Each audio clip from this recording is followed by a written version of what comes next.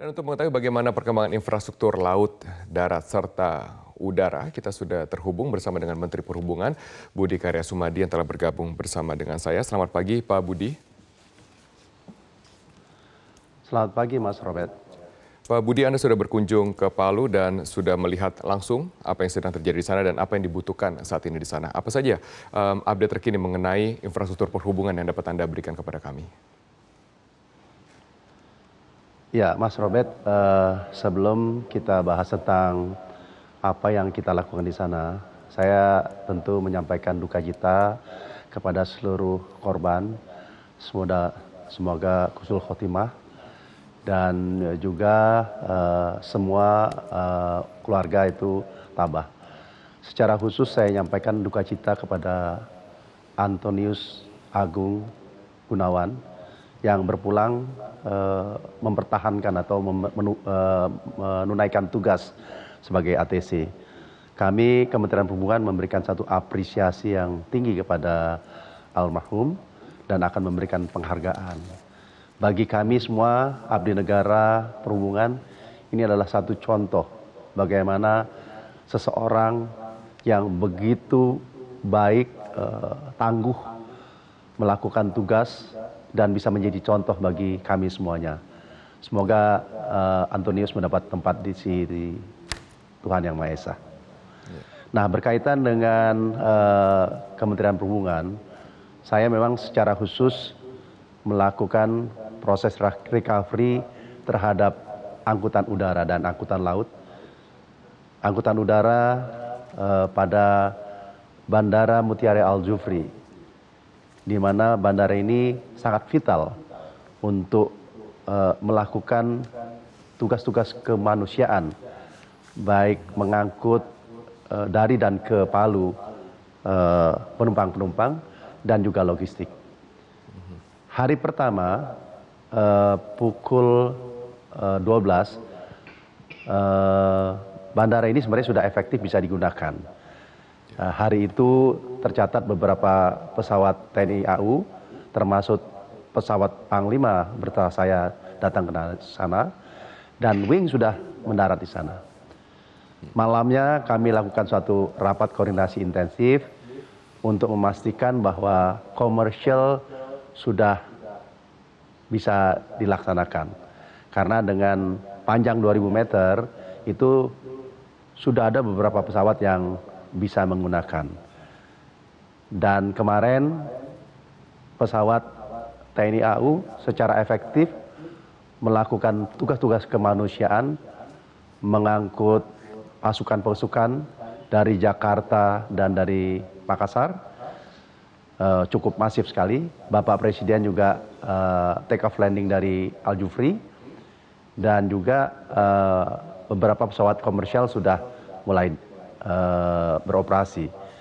Kita harapkan Bandara Mutiara Al Jufri akan lebih efektif hari ini karena kami akan melibatkan beberapa tenaga-tenaga ATC, tenaga-tenaga untuk melakukan movement di bandara dari Makassar sehingga pergerakannya lebih efektif.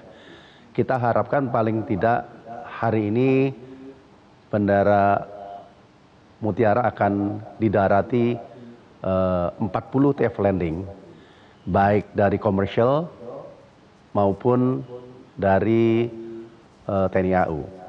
Nah, oleh karenanya berdasarkan komunikasi kami dengan beberapa airline seperti Garuda, Wing, Sriwijaya, Lion, Batik, kami minta untuk secara intensif melakukan itu karena banyak sekali penumpang-penumpang yang membutuhkan dari luar Palu maupun dari Palu mau keluar. Dan kalaupun terlihat Bandara Mutiara ini masih belum baik, kami sudah menyiapkan satu plan B di mana bagian-bagian teras kita gunakan untuk check-in dan proses safety tetap dijalankan sehingga fungsi-fungsi itu berjalan dengan baik. Nah, insya Allah hari ini akan lebih produktif.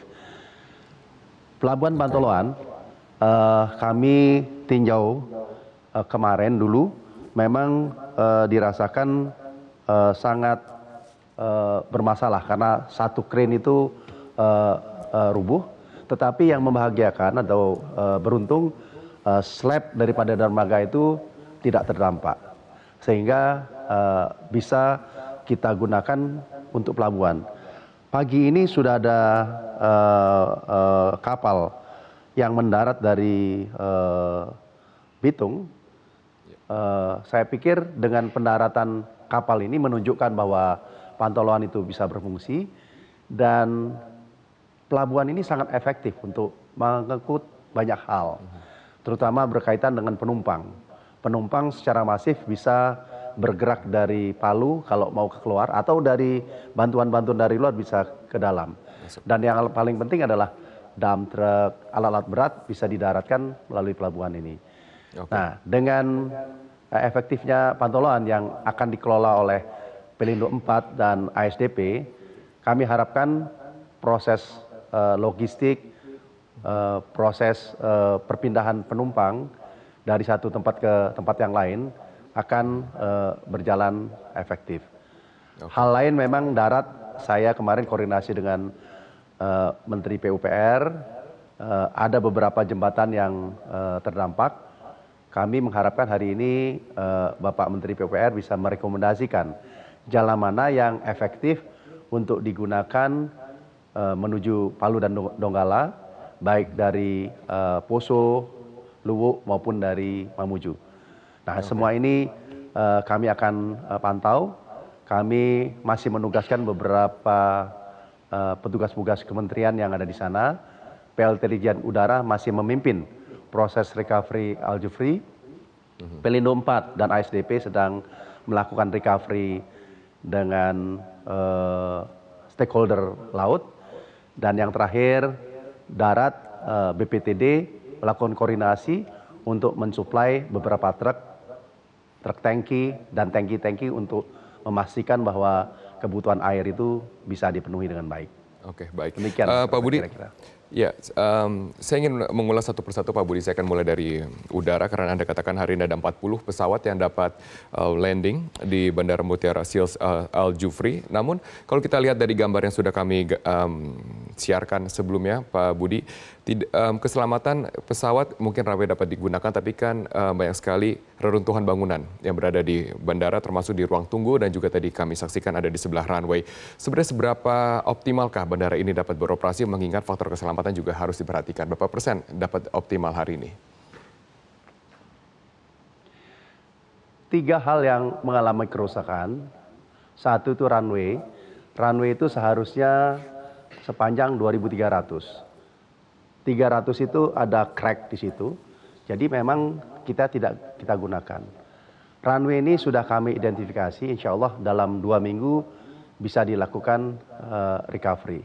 Ya. Yang kedua adalah menara atau tower dari navigasi.